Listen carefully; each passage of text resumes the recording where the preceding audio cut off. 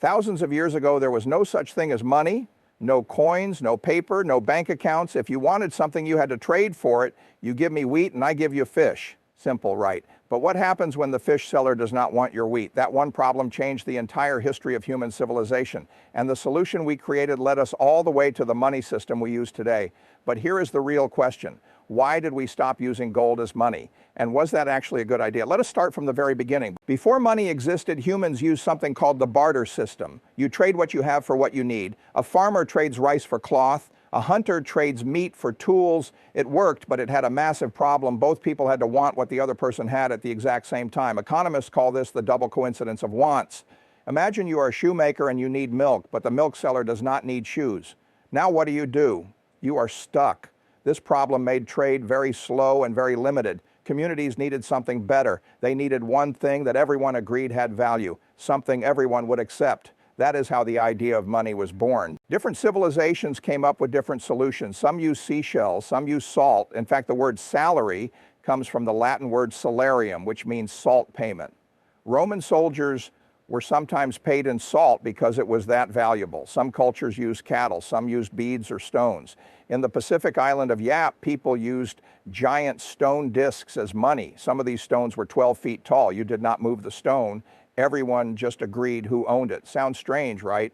But think about it. Your bank balance is just a number on a screen. You cannot touch it either. The idea is the same. Money works because people agree it has value. But all of these early forms of money had problems. Salt dissolves, cattle die, shells break. People needed something more durable, something rare, something that does not rot or break. That is when humans discovered something that changed everything. Gold was perfect. It does not rust. It does not corrode. It is rare enough to be valuable, but available enough to use. It is beautiful. It is easy to shape into coins. And most importantly, everyone everywhere agreed it was valuable. Around 600 BC, the Kingdom of Lydia in modern-day Turkey created the first official gold coins. These coins were stamped with a specific weight and value. This was a game changer. Now, instead of weighing gold every time you made a trade, you just counted coins. Trade became faster. Economies grew. Empires expanded. Gold coins spread across Greece, then Rome, then the rest of the world. For thousands of years, gold was the foundation of money. Entire wars were fought over it. Empires rose and fell because of it. Gold was not just money, gold was power. But gold had one big problem. It is heavy. Imagine carrying bags of gold coins to buy a house, or shipping gold across the ocean to pay for trade. It was slow and dangerous. So around the 7th century, China came up with a brilliant idea: paper money. Instead of carrying gold, you leave your gold with a trusted merchant or bank. They give you a paper receipt. That paper says you own a certain amount of gold. You can now trade with that paper instead. Whoever holds the paper can go to the bank and get the gold anytime. This system spread across the world over the next several centuries. European banks started doing the same thing. You deposit gold and the bank gives you a banknote. Every single banknote was backed by real gold sitting in a vault. This is what we call the gold standard. Your paper money was basically a promise. It said this note is worth a specific amount of gold and you can claim it anytime. People trusted paper money because they trusted that promise.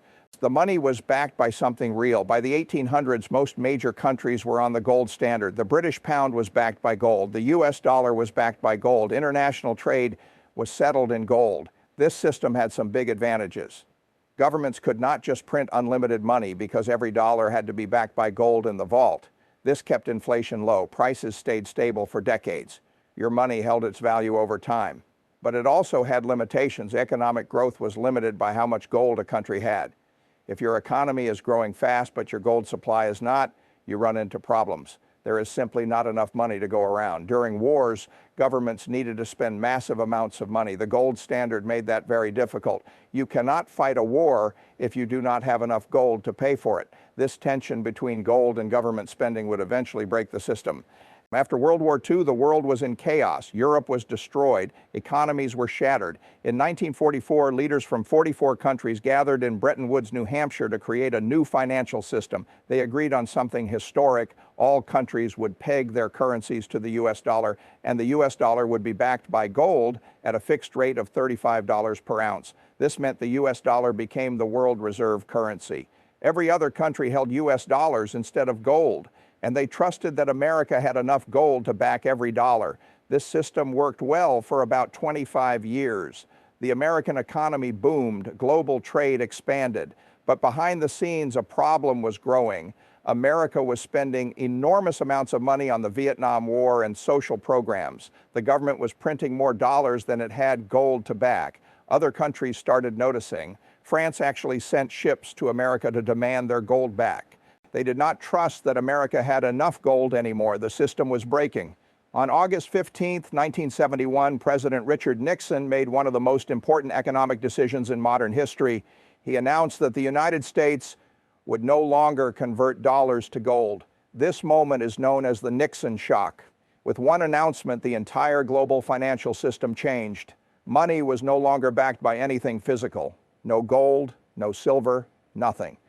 The dollar became what economists call fiat currency. Fiat is a Latin word that means let it be done or by decree. Fiat money has value because the government says it has value. That is it. Every major currency in the world today is fiat: the dollar, the euro, the pound, the yen. None of them are backed by gold. They are backed by trust. Trust in the government, trust in the economy, trust in the system. Since we left the gold standard, several things happened. Governments can now print as much money as they want. There is no gold limit. This gives governments flexibility during emergencies like the 2008 financial crisis or the 2020 pandemic. They printed trillions of dollars to keep the economy running. But this comes at a cost. More money in the system means each dollar is worth less. This is inflation. In 1971, the average house in America cost about $25,000. Today, that same house costs over $4,000. A gallon of milk was about $1. Today, it is close to $4. Your grandparents could raise a family on one salary.